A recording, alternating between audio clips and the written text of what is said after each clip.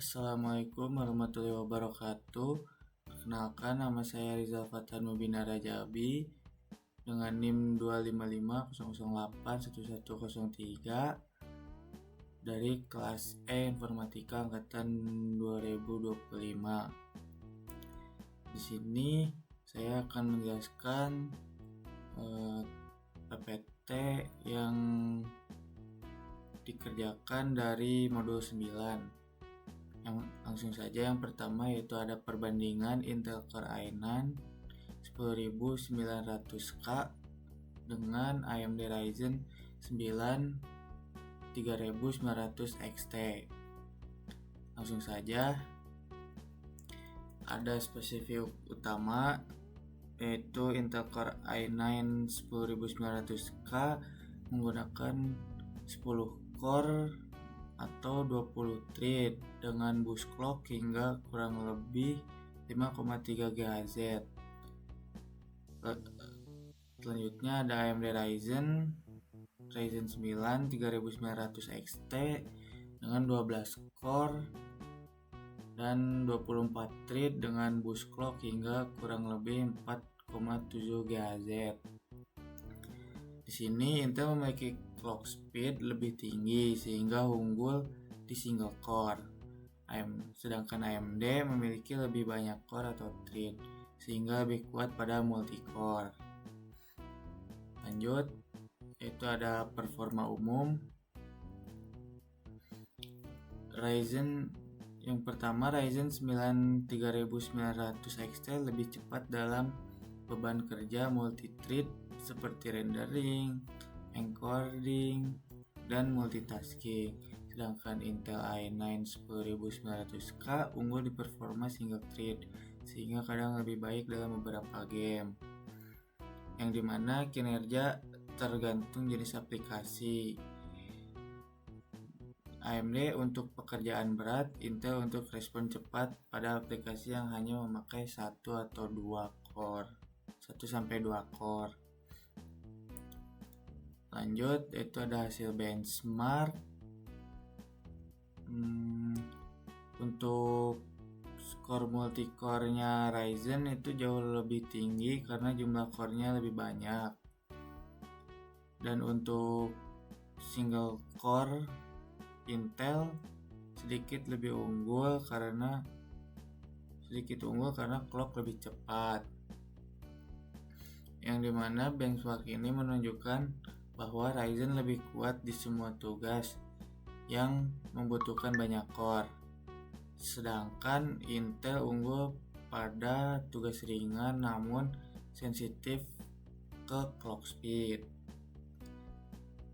Lanjut, yaitu ada konsumsi daya. Konsumsi daya yang pertama, Intel cenderung memakai daya lebih besar atau TDP lebih tinggi, sedangkan AMD lebih efisien dan stabil pada penggunaan panjang, yang dimana Ryzen dirancang pada arsitektur yang lebih efisien sehingga bekerja lebih dingin dan hemat energi daripada i9 10900K. Lanjut, yang berikutnya ada kesimpulan. Kesimpulan dari Ryzen 9 3900 XT cocok untuk multitasking, produktivitas, dan pekerjaan profesional. Sedangkan Intel i9 10900K tetap pilihan baik untuk gaming atau aplikasi yang butuh kecepatan single core tinggi. Jadi pilihan CPU terbaik bergantung kebutuhan. Kalau yang di video itu kan menggunakan AMD 9000 dengan Ryzen 9 3900 XT, yang dimana cocok untuk kerja berat ataupun rendering dan sebagainya. Sedangkan Intel i9 cocok untuk performa gaming yang maksimal. Itu untuk PPT pertama dari video pertama gitu. Sekarang lanjut ke PPT yang kedua, yaitu ada perbandingan media penyimpanan seperti HDD, SSD, dan SSHD dan Intel Optane.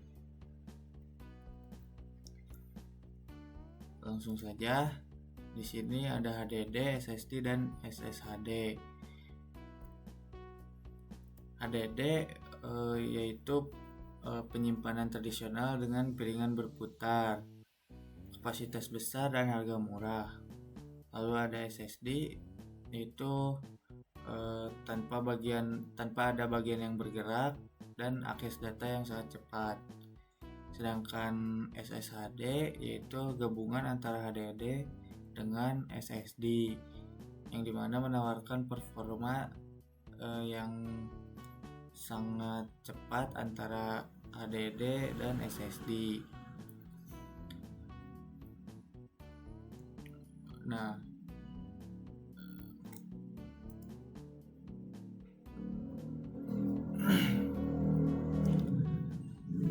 dalam video yaitu HDD cocok jika kamu membutuhkan ruang besar dengan biaya rendah, namun kecepatannya lebih lambat dibanding teknologi modern seperti SSD. Sedangkan SSD menggunakan memori flash sehingga jauh lebih cepat dan tahan guncangan dibanding HDD. Ini membuatnya ideal untuk sistem operasi dan aplikasi yang butuh respon cepat. Sedangkan SSHD menyimpan data yang sering digunakan di bagian SSD-nya agar akses lebih cepat dibanding HDD biasa, namun tetap menawarkan ruang besar seperti HDD. Nah, lanjut. Di sini ada Intel Optane dan perbandingan singkat antara HDD, SSD, dan SSHD, dan juga Intel Optane. Nah, Intel Optane itu adalah teknologi akselerator penyimpanan yang bekerja sebagai cache untuk mempercepat HDD atau SSHD. Lalu ada perbandingan singkatnya seperti HDD, yaitu kapasitasnya yang besar dan harga murah. Lalu ada SSD, yaitu lebih cepat dan lebih awet. Lalu ada SSD, lebih cepat dari HDD, lebih murah dari SSD. Sedangkan Intel Optane mempercepat akses data pada HDD dan SSD. Yang dimana Intel Optane bukan sekedar SSD biasa, ia juga mempercepat akses data dengan menyimpan data yang sering diakses dekat dengan prosesor sehingga meningkatkan respon sistem secara keseluruhan. Lanjut, itu ada kesimpulan. Kesimpulannya, Intel unggul dalam efisiensi daya dan performa per core untuk kebutuhan harian dan aplikasi sensitif.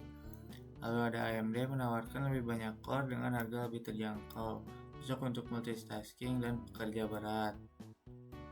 Jadi pemilihan prosesor itu sebaiknya disesuaikan dengan kebutuhan. Misalnya Intel ideal untuk stabilitas dan kinerja single core, sementara AMD lebih cepat dan tepat untuk produktivitas tinggi seperti rendering dan penggunaan multitasking lainnya. Itu untuk PPT yang kedua ya. Lalu kita akan lanjut aja ke perbandingan VGA antara Nvidia RTX 3080 dengan AMD Radeon RX 5500 XT. Di sini ada spesifik utama, yaitu Nvidia RTX 3080 menggunakan arsitektur Ampere dengan 8704 CUDA cores dengan VRAM 10GB GDDR6X. Sedangkan AMD Radeon RX 5500 XT menggunakan arsitektur RDNA menggunakan 1408 stream prosesor dengan VRAM 4/8 GB GDDR6,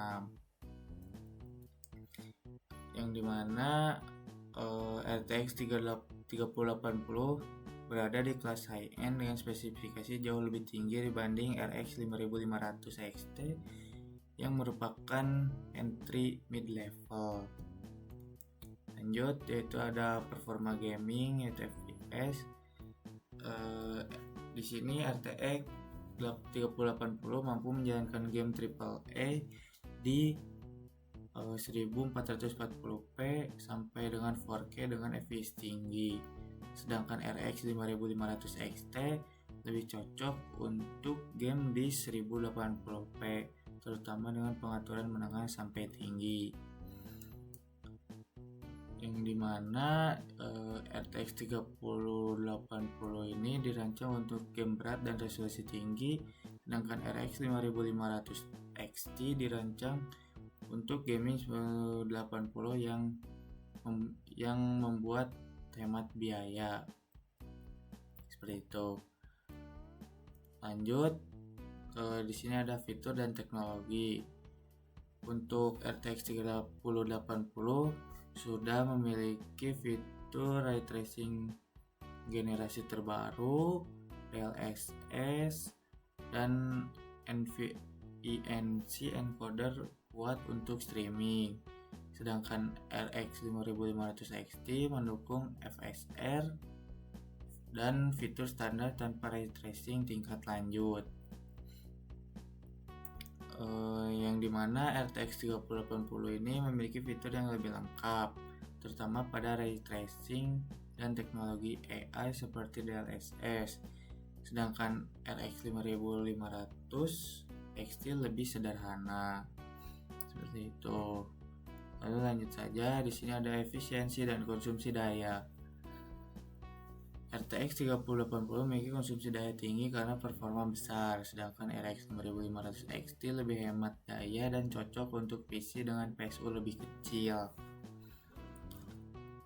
Yang dimana ini itu membuat RTX 3080 membutuhkan daya lebih besar dan sistem pendingin yang kuat.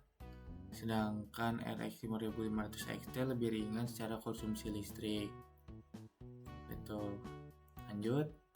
Sini yang terakhir ada kesimpulan, yaitu RTX 3080 sangat cocok untuk gaming di resolusi tinggi. Contohnya 1440p atau 4K. Lalu ada content creator dan aplikasi berat lainnya. Lalu sedangkan RX 5500 XT lebih tepat untuk gaming 1080p dengan harga terjangkau, tapi tidak optimal untuk ray tracing atau game berat pada resolusi tinggi. Jadi pemilihan GPU juga harus disesuaikan dengan kebutuhan. Contohnya RTX 3080 untuk performa tinggi dan fitur lengkap, sedangkan RX 5500 XT untuk performa ekonomis di 1080p. Seperti itu. Terima kasih. Mungkin cukup sekian presentasi dari saya. Mohon maaf bila ada kesalahan atau kekurangan dalam isi video ini dan juga isi PPT-nya, karena saya lagi masih dalam masa pembelajaran. Sekian dari saya. Wassalamualaikum warahmatullahi wabarakatuh.